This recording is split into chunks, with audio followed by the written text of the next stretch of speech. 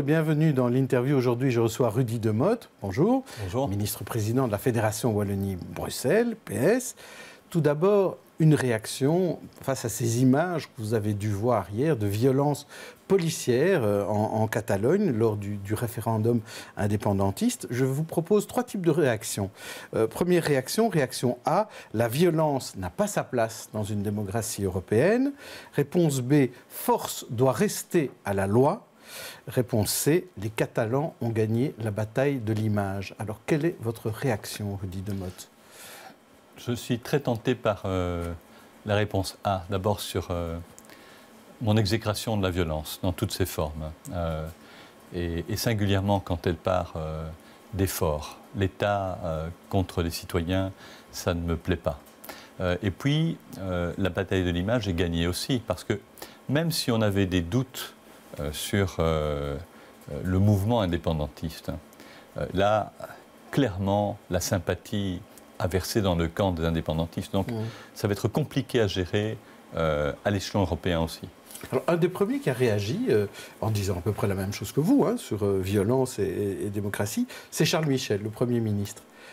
C'est plutôt une bonne nouvelle que le Premier ministre de Belgique soit comme ça le premier pays européen qui réagisse ?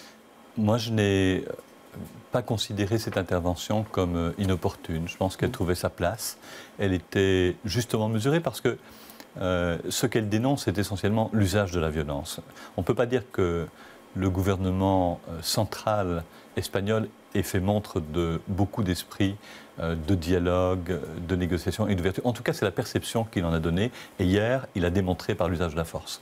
Alors, la NVA met une pression très très forte pour soutenir les Catalans. Donc, elle pousse beaucoup le gouvernement fédéral et le gouvernement flamand à soutenir. Est-ce que vous croyez que c'est aussi une manière un peu de préparer l'indépendance de la Flandre, un futur vote d'indépendance ? C'est clair que la NVA est dans une logique, ça a été rappelé par Jan Peumans ce matin, qui est celle de ses propres statuts. L'article 1 des statuts de la NVA, c'est l'indépendance de la Flandre. Mais en même temps, ils ont une vision qui est plus graduée. On n'est pas dans une logique d'usage de la violence. Et ils connaissent les rapports de force qui leur sont moins favorables que ce ne fut le cas pour les Catalans. Donc, clairement, il y a une logique de réjouissance et de jubilation du côté indépendantiste flamand, dont font partie les membres de la NVA, mais ils ne sont pas dans l'optique de demander, c'était annoncé encore ce matin par M. Peumans, une indépendance comme cela. Ils sont plutôt dans une logique graduée. Mais cette situation des régions qui essayent de prendre plus d'autonomie ou plus d'indépendance, ça ne vous fait pas peur, à vous, représentants de la Fédération Wallonie-Bruxelles ? Alors, on n'est pas. Moi, je crois qu'on n'est pas dans une logique où il faut dissocier les besoins du citoyen des institutions. Si le citoyen a intérêt à faire évoluer les institutions, si son intérêt est rencontré par cela, les conservatismes sont mauvais. D'un autre côté, nous devons réfléchir à ce qui nous unit et ce qui nous divise. Alors, l'Union européenne doit être un élément d'unification de l'ensemble des régions et des États d'Europe. Ce qui parfois nous divise, ce sont nos intérêts dans le ici et maintenant, dans le court terme.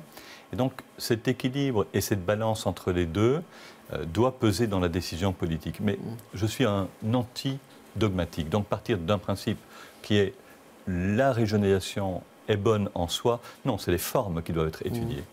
C'est une vision très belge, finalement, très belgo-belge, d'être pragmatique en la matière. Est-ce que l'Europe doit faire quelque chose aujourd'hui, dans ce cas Catalogne, Espagne ? Est-ce que l'Europe doit intervenir ? Si l'Europe ne considère pas ça comme un sujet préoccupant, elle risque de le payer. Parce que c'est clair que c'est un signal qui est donné aussi. On a vu le délitement par le Brexit, à un moment donné. On peut maintenant avoir une espèce d'effondrement de l'Europe par les régions, si l'Europe n'arrive pas à essayer d'établir un certain nombre de dialogues et d'équilibres, ce qui serait dramatique pour notre projet commun. Alors de manière générale, les régionalistes sortent du bois, on le disait, mais en Belgique aussi, même en Wallonie, on a entendu au sein du PS quelques voix pour dire, bon maintenant, il faudrait qu'on parle de régionalisme et de Wallonie. Est-ce que c'est la fin de la fédération Wallonie-Bruxelles, vous qui l'incarnez? J'entends au CTH depuis un certain temps des courants régionalistes, j'entends OMR, on a encore entendu M. Cruc hier, M. Jolet, qui sont des régionalistes. Willy de Meyer aussi. Au sein du Parti socialiste, il y a des régionalistes. Moi-même, je ne suis pas quelqu'un qui suis un communautariste forcené. Je pense qu'il y a des équilibres nécessaires. Mais là encore, c'est une question de jauge. Je vais prendre un exemple que vous connaissez, c'est l'enseignement. Si on dit demain, il faut rapprocher l'enseignement des bassins régionaux, des bassins sous-régionaux, ça a du sens, notamment en termes de contrôle des outils, en termes de financement, parce que l'impôt est possible sur le plan régional, il ne l'est pas par la communauté. Mais la limite est celle-ci.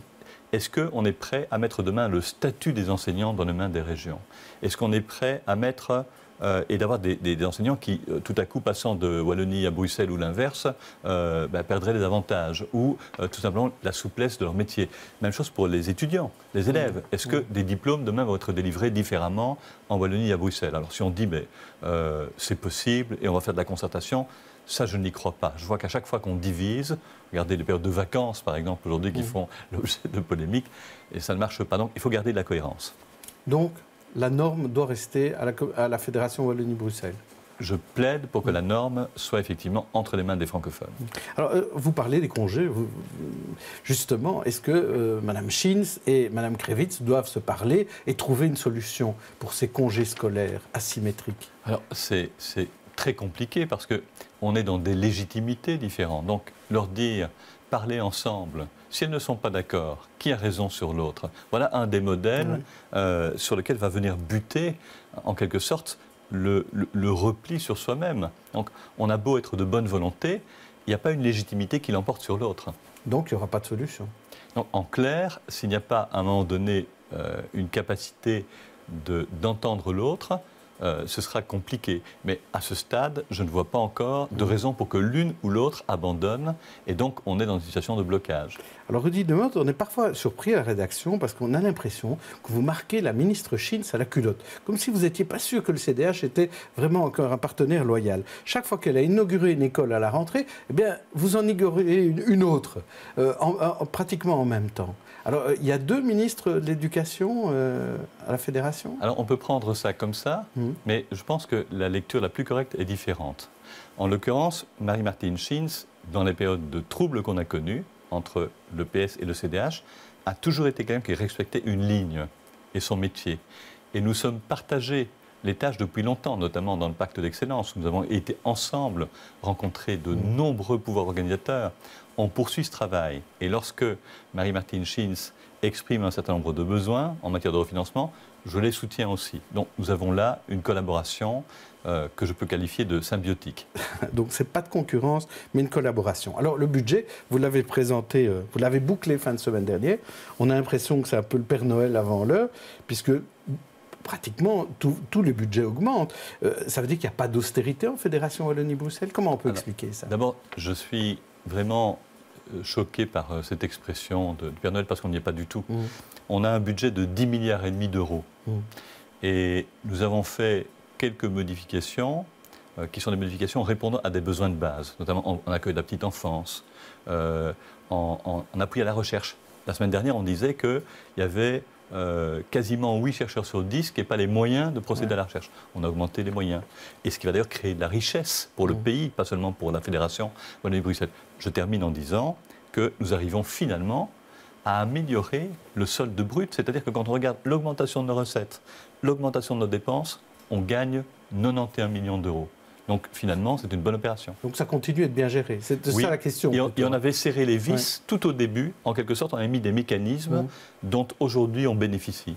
Et donc le pacte d'excellence, on n'était pas sûr qu'il y ait suffisamment d'argent pour payer ce pacte d'excellence. Là, vous avez trouvé encore des moyens supplémentaires? Oui, mais on avait annoncé qu'on allait augmenter progressivement pour arriver à peu près 250 millions d'euros de refinancement. Et puis, on est dans ce qu'on appelle en mathématiques une courbe de Gauss, c'est une courbe en chapeau. Ça va diminuer parce qu'à un moment donné, les efforts qu'on a fait pour l'enseignement vont permettre effectivement de regagner un certain nombre de moyens. C'est donc clairement un investissement d'avenir, à une période aussi, rappelons-le, même pour nous citoyens, où les taux d'intérêt sont très bas. Donc nous avons fait une opération qui est finalement rentable pour chacun. Alors vous parlez de la petite enfance, l'accueil des plus petits est toujours déficient à Bruxelles. Le journal La Capitale a fait le compte, on va le voir d'ailleurs, dans l'ouest et dans le nord de Bruxelles, on couvre encore trop mal les besoins. Moins d'un bambin sur 5 a de la place dans une crèche, notamment dans des communes comme Anderlecht, comme Gett ou comme Koekelberg ou comme Molenbeek. Il y a vraiment des disparités au sein de la fédération, et notamment dans Bruxelles. Comment est-ce qu'on peut trouver une solution en la matière ? On connaît ça dans beaucoup de systèmes institutionnels où on a des organes qui fonctionnent bien et qui accueillent raisonnablement les besoins, et d'autres qui ne sont pas en capacité de le faire. Alors, on a demandé à l'ONE de procéder à un examen de ce que l'on doit faire demain pour mieux répondre à la demande. Ce plan, nous l'attendons, il y a déjà une première esquisse qui a été déposée, mais qui ne nous satisfait pas. Et donc, dès qu'on aura ça, on examinera évidemment la façon d'équilibrer davantage les tensions entre sous-régions. Et alors, le chiffre européen, c'est dire qu'il faut atteindre à peu près un tiers d'une classe d'âge de bambins doivent avoir de la place dans des crèches.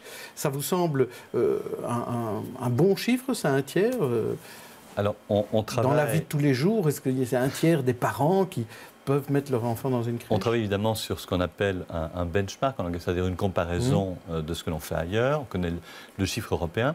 Et on veut aussi agir sur un équilibre à un autre niveau.